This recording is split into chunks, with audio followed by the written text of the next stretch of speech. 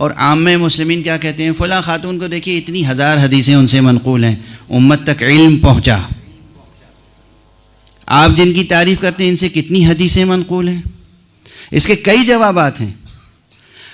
حدیثیں منقول ہونا الگ ایک بات ہے، اگر آپ نے نقل نہیں کی تو قصور آپ کا ہے. چشمہ جاری ہے، اگر آپ نے اس سے سیراب نہیں ہوئے تو قصور چشمے کا ہے یا آپ کا؟ واضح ہے. یہ تو ایک جواب ہے، یہ بھی ظاہری جواب ہے.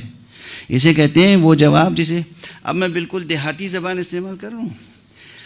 منطق میں تو جواب حلی اور جواب نقضی وہ سب ذرا گاڑھی گاڑھی اصطلاحیں ہیں.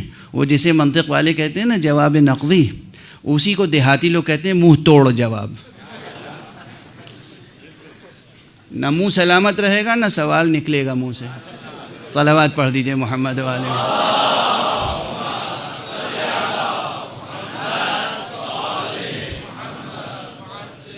ایک بلند صلوات پڑھ دیجئے محمد.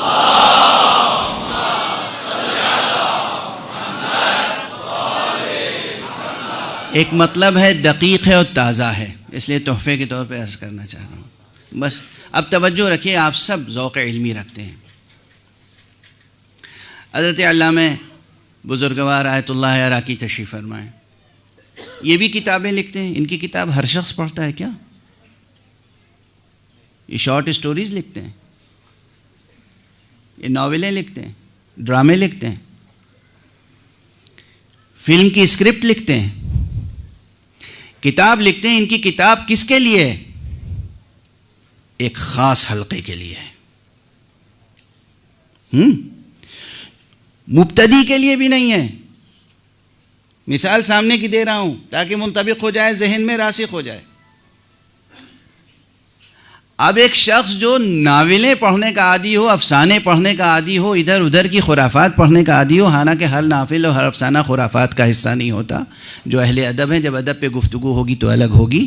میں ایک بات کہہ رہا ہوں، جو عام باتیں پڑھنے کے عادی ہوں، انہوں نے ان کی کوئی کتاب پڑھی ہی نہیں. جن دکانوں پہ جاتے ہیں وہ کتاب خریدنے کے لیے، وہاں ان کی کوئی کتاب نظر ہی نہیں آئی. تو کہیں کہ یہ کون صاحب ہے؟ صاحب میں تو جانتے نہیں، یہ عالم ہے، انہوں نے بھی کوئی کتاب لکھی ہے. جناب آپ اس دائرے میں پہنچے ہی نہیں، قدم ہی نہیں رکھا جہاں ان کی تجلیاں بکھر رہی ہیں. واضح ہے؟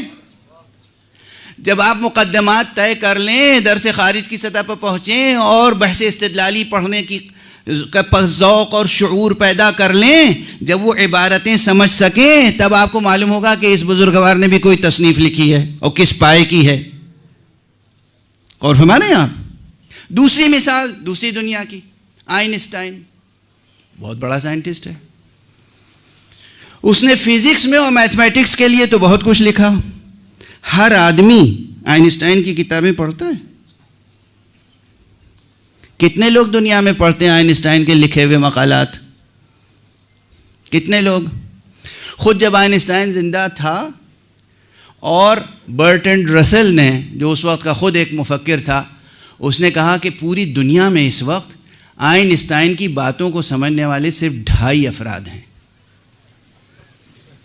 لکھا ہوا یہ جملہ پوری دنیا میں. جب اس نے 1925 میں کتاب لکھی تھی پاپولر سائنس کے طور پر، ABC آف ریلیٹیوٹی، برٹرینڈ رسل نے، تو اس وقت اس نے لکھا تھا کہ آئنسٹائن کے نظریات کو سمجھنے والے 2.5 آدمی ہیں، 2.5 پوری دنیا میں.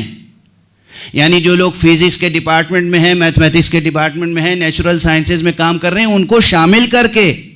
یعنی کبھی کبھی کوئی شخص لکھنے والا اس منزل سے لکھتا ہے کہ جس کے مخاطبین، جس کے ریڈر جو ہیں وہ محدود ہوتے ہیں، لیکن وہ ہوتے ہیں کہ پھر ان کے ذریعے سے وہ روشنی چھن کے پورے کائنات کو منور کرتی ہے. واضح ہے؟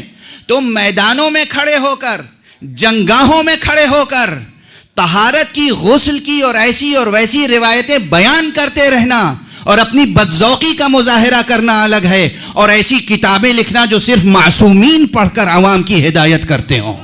یہ زہرا کا مقام ہے.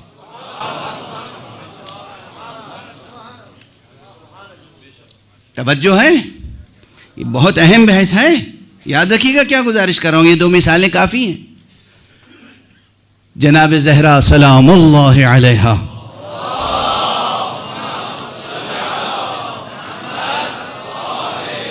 ان کا علمی مقام، ان کا علمی مرتبہ اور ان کا علمی کنٹریبیوشن. ظاہر سی بات ہے کہ لوگ تحمل نہیں رکھتے تھے، اور اس لیے ایک تحمل نہیں رکھتے تھے، پھر بی ان تک پہنچتا کون، ان کے سخن کو سمجھتا کون. محدثہ، مجھے یاد آتا ہے مجھ جیسے ناقص و ناچیز لوگوں کی روحیں فدا ہو جائیں، حضرت آیت اللہ العظمیٰ امام خمینی رضوان اللہ تعالی علیہ پر مجھے یاد آتا ہے کہ انہوں نے کسی تقریر میں فرمایا تھا جناب زہرا سلام اللہ علیہ کے لیے کہ اس بی بی کا مرتبہ کون بیان کر سکتا ہے جس سے جبرائیل آ کے گفتگو کرتے ہوں. اور بس ان کے اس جملے کی تشریح میں اپنے انداز سے کروں. حضور کے پاس تو جبرائیل آتے تھے مأمور کے طور پر. اللہ فرماتا تھا جاؤ میرا یہ پیغام پہنچا دو. بی بی کے پاس جبرائیل آتے تھے بی بی کے ہم و غم و حزن و علم کو دور کرنے کے لیے، تسلی کی گفتگویں کرنے کے لیے. کیا مقام و منزلت ہے اس روح عظیم کی جس سے آ کے جبرائیل گفتگو کرتے ہوں. اب مناسبت دیکھیے، کون کس کے ساتھ باتیں کرتا ہے، کون کس کے ساتھ گفتگو کرتا ہے، کون کس کے ساتھ بیٹھتا ہے، کون کس کے لیے اپنی خدمت نظر کرتا ہے. ایک مناسبت ہے یا نہیں؟ یاد ہے ہماری مجلسوں میں سب سے بڑی بات یہ کہ ہمیں حفظ مراتب بھی سکھایا گیا ہے یا نہیں؟ حفظ مراتب ہوتا ہے، کون کس سے گفتگو کر سکتا ہے، کون کس کے ساتھ بیٹھ سکتا ہے، کون کس کی ملازمت میں رہ سکتا ہے، کون کس کی مشایعت کر سکتا ہے، کون کس سے ہم کلام ہو سکتا ہے. بعد انبیاء اور بعد مقام ختم مرتبت پر فائز جناب ختمی مرتبہ صلی اللہ علیہ وآلہ وسلم کے بعد یہ تنہا ذات گرامی زہرا ہے کہ جس کے پاس آ کے جبرائیل بیٹھتے ہیں اور گفتگویں کرتے ہیں. اور جناب زہرا سے جو باتیں ہوتی ہیں وہ باتیں وہ نہیں ہیں، قرآن نہیں سناتے زہرا کو جبرائیل. توجہ ہے، قرآن پیغمبر کو سناتے تھے، جبرائیل بی بی زہرا کو قرآن نہیں سنانے آتے ہیں. بی بی زہرا سے گفتگویں کرتے ہیں، حال کی، مستقبل کی، ان کی ذریت کی تاریخ، قیامت تک آنے والے واقعات، حوادث، اور اس کے ضمن میں بہت سے مطالب ہوتے ہیں.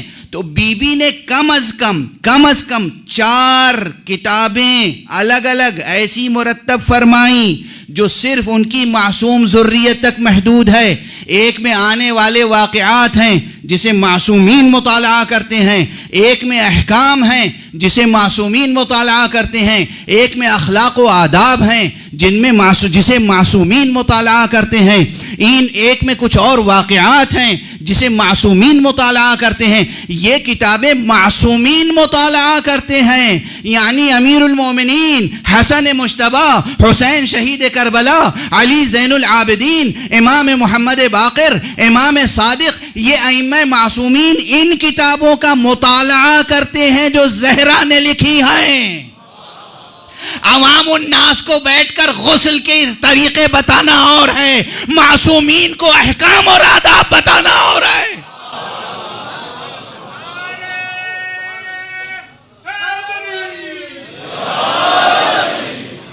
یہ وہ مقام ہے زہرا کا. یہ جو مصحف فاطمہ ہے کیا ہے؟ ایک مصحف وہ ہے جس میں احکام کی جزئیات و تفصیلات ہیں، ایک مصحف وہ ہے جس میں اخلاق و آداب ہیں، ایک مصحف وہ ہے جس میں آنے والی ذریت زہرا کی قیامت تک آنے والے واقعات ہیں. واضح ہے یہ سب بی بی کو جناب جبرائیل نے آ کر سنائے، بی بی نے لکھے اور جناب امیر المؤمنین علیہ الصلوۃ والسلام سے لکھوائے. یہ علم کا ذخیرہ ایسا ہے بھی نہیں جسے بازار میں رکھ دیا جائے. واضح ہے بیوی کا مرتبہ، بیوی کا علمی مقام، علمی مرتبہ. اس بیوی کو اگر علمی لحاظ سے بھی الکوثر نہ کہیں گے تو کس کو کہیں گے؟ یہ بیوی کے مرتبے ہیں، یہ بیوی کے مقامات ہیں.